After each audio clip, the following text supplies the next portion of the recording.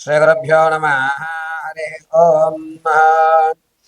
घनानां त्वा गणपतिं भवामहे कविं कवीनामुपमश्रवस्तमम् ज्येष्ठराजं ब्रह्मणां ब्रह्मणस्पत आनशृण्वन्नोतभे सीधसाधनम्। श्रीमहागणाधिपतये नमः। श्रीमहासरस्वत्यै नमः। श्रीगुरुभ्यो नमः। हरिः ओम्।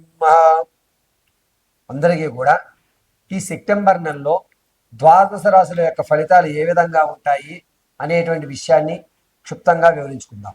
మేషం నుంచి ప్రారంభం చేసుకుని మీనరాశి వరకు కూడా ఈ సెప్టెంబర్ నెలలో ఏ విధమైన ఆర్థికంగా నిలబడగలం, ఏ విధమైన అనారోగ్యాల నుంచి మనం బయటపడగలం, ప్రమాదాలు ఏమన్నా ఉంటే కనుక వాటిని ఏ విధంగా తప్పించుకోవాలి, అంతేకాకుండా ఈ నెలలో ఆర్థికంగా మనకు ఏమైనా స్థిరత్వం ఉందా, కాలం కలిసి వచ్చి యాదృచ్ఛికంగా తాత ముత్తాతల ఆస్తులు ఏమన్నా మనకి కలిసి వచ్చేటువంటి అవకాశం ఉందా, వ్యాపారం ప్రారంభం చేస్తే కనుక ఆ వ్యాపారాలు ఎటువంటి వ్యాపారాలు ప్రారంభం చేయాలి, వ్యాపారంలో మనం ప్రత్యక్షంగా ఉండాలా పరోక్షంగా ఉండాలా అనేటువంటి విషయాలు, దీంతో పాటుగా వివాహ సంబంధం, అదేవిధంగా సంతానానికి కానీ లేదా ఎప్పటి నుంచో ఎదురు చూస్తున్నటువంటి పుత్ర సంతానం కలుగుతుందా, పుత్రికా సంతానం కలుగుతుందా అనేటువంటి పూర్తి విషయాలన్నీ కూడా మనం ఈ సెప్టెంబర్ నెలలో జరిగేటువంటి విషయాల గురించి క్షుప్తంగా తెలుసుకుందాము.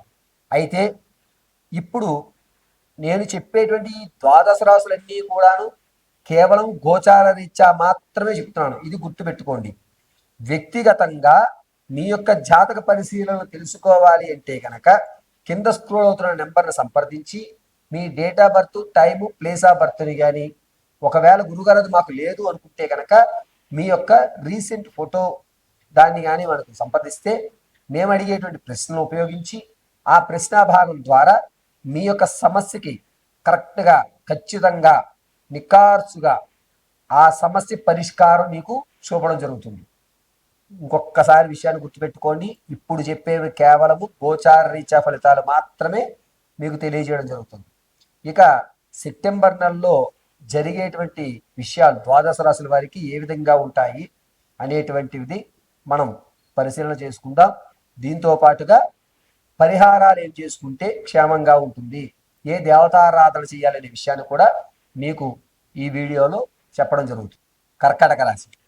కర్కాటక రాశి వారికి నా ఆప్తుడు ఇతను ఉంటే నేను ఏదన్నా చేయగలను అనేటువంటి బంధువు కానీ స్నేహితుడు కానీ ఎవరైతే ఉన్నారో వారు దూరం అయ్యేటువంటి అవకాశం ఎక్కువ లభిస్తుంది. సెప్టెంబర్ నెల 9వ తారీఖు నుంచి 28వ తారీఖు మధ్యలో మీ యొక్క స్నేహితుడిని మీరు కోల్పోతారు.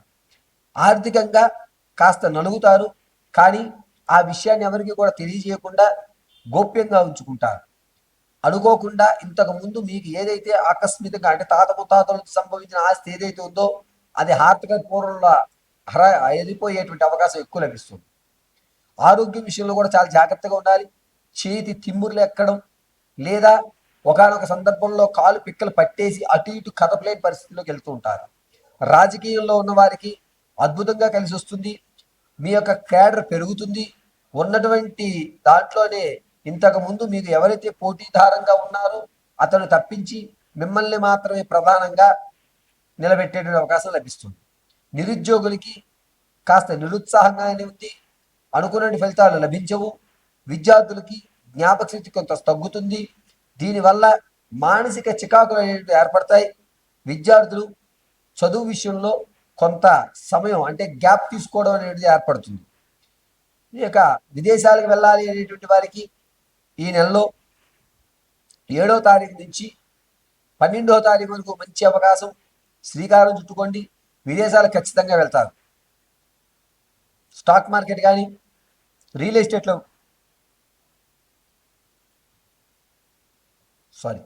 స్టాక్ మార్కెట్లో కానీ రియల్ ఎస్టేట్లో కానీ పెట్టుబడి పెట్టాలి అనుకున్న వారికి ఈ నెలలో 11వ తారీఖు నుంచి 28వ తారీఖు వరకు అద్భుతంగా కలిసి వస్తుంది. మీరు పెట్టిన పెట్టుబడికి రూపాయికి రూపాయి చూడడం అనేది జరుగుతుంది. అంతేకాకుండా మీ ప్రమేయం ఏమీ లేకుండా కొన్ని పనులు జరగడం, ఆ క్రెడిట్ మీ మీద రావడం, దీంతో మీకు సమాజంలో గౌరవం ఏర్పడడం అనేటువంటి జరుగుతుంది. అనూహ్యంగా తాత ముత్తాతల నుంచి వచ్చేటువంటి ఆస్తి ఏదైతే ఉందో అది మీకు వచ్చేటువంటి అవకాశాలు ఎక్కువ కనబడుతున్నాయి. 90% మీ ఆస్తిని మీకు ఇవ్వడానికి సంసిద్ధంగా ఉంటారు. పొలం గొడవల విషయంలో కానీ ఎందుకులే వదిలేద్దాం అని చెప్పి మళ్ళా అది తిరిగి మీకు ఇచ్చేటువంటి అవకాశం ఎక్కువ లభిస్తుంది. స్త్రీల విషయానికి వస్తే గర్భిణీ స్త్రీలు ఎవరైతే ఉంటారో వారు పుత్రికా సంతానాన్ని కలిగేటువంటి అవకాశం ఎక్కువ లభిస్తుంది. వివాహం కొరకు ఎవరైతే చూస్తున్నారో వారికి అంతగా లాభించడం లేదు. మిమ్మల్ని నమ్మించి మోసం చేసి లేనిపోనివి నాకు ఉన్నాయి అని చెప్పి మిమ్మల్ని వివాహం చేసుకునేటువంటి అవకాశం ఎక్కువ లభిస్తుంది. కావున వివాహం విషయంలో ఈ రాశి వారు 1కి 10 సార్లు ఆలోచించుకుని నిర్ణయం తీసుకోండి. ఎవరైతే సంతానం కొరకు ఆలోచిస్తున్నారో వారు ఈ నెలలో కొన్ని ఇబ్బందులు పడుతూ ఉంటారు. గర్భం దాల్చినా కూడా శిశువులో కానీ గర్భసంచిలో కానీ కొన్ని ఇబ్బందులు అనేటువంటివి ఏర్పడుతూ ఉంటాయి. కావున నిత్యము కూడా గర్భం దాల్చి ఉంటే కనుక డాక్టర్ గారి పర్యవేక్షణలో వారి యొక్క సలహాలు సూచనలు మాత్రమే పాటించండి. సొంత వైద్యం ఎట్టి పరిస్థితుల్లో చేసుకోవద్దు. దీనివల్ల పెద్ద ప్రాణానికి ఇబ్బంది కలిగేటువంటి అవకాశం లభిస్తుంది. ఎవరికైతే వ్యాపారాలు చేద్దాం అనుకుంటున్నారో ప్రత్యక్షంగా వ్యాపారం చేయండి. మీకు శీతల పానీయాలు కానీ కాస్మెటిక్స్ కానీ బట్టలు కానీ ఈ రంగాలు అనూహ్యంగా కలిసి వస్తాయి. ఈ రాశివారు తరచూ దగ్గు రావడం, గొంతు దగ్గర ఇబ్బంది కలగడం అనేది జరుగుతుంటుంది. కొంచెం మీ యొక్క ఆరోగ్యం మీద శ్రద్ధ వహించడం చాలా మంచిది. ఇప్పటి వరకు మనం చర్చించిన ప్రతి విషయము కూడా గోచార రీత్యా వరకే మీకు చెప్పడం జరిగింది. వ్యక్తిగతంగా మీ యొక్క జాతక పరిశీలన కావాలి అంటే కింద స్క్రోల్ అవుతున్న నెంబర్ని సంప్రదించండి.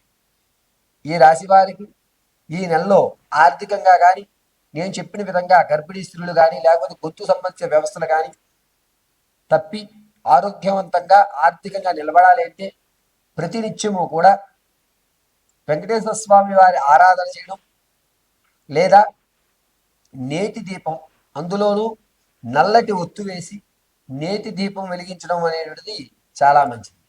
అంతేకాకుండా ఈ రాశివారి ఈ నెలలో ఉదయము సాయంత్రము కూడా వెంకటేశ్వర స్వామి వారి యొక్క దేవాలయ దర్శనం గావించండి. మీరు అనుకున్నటువంటి ఫలితాలు ఖచ్చితంగా పొందుతూ ఉంటారు. సింధూరాన్ని అడ్డంగా ధరించి మధ్యలో వృత్తాకారంలో చందనాన్ని పెట్టుకోండి. నారాయణ కటాక్షం కలుగుతుంది.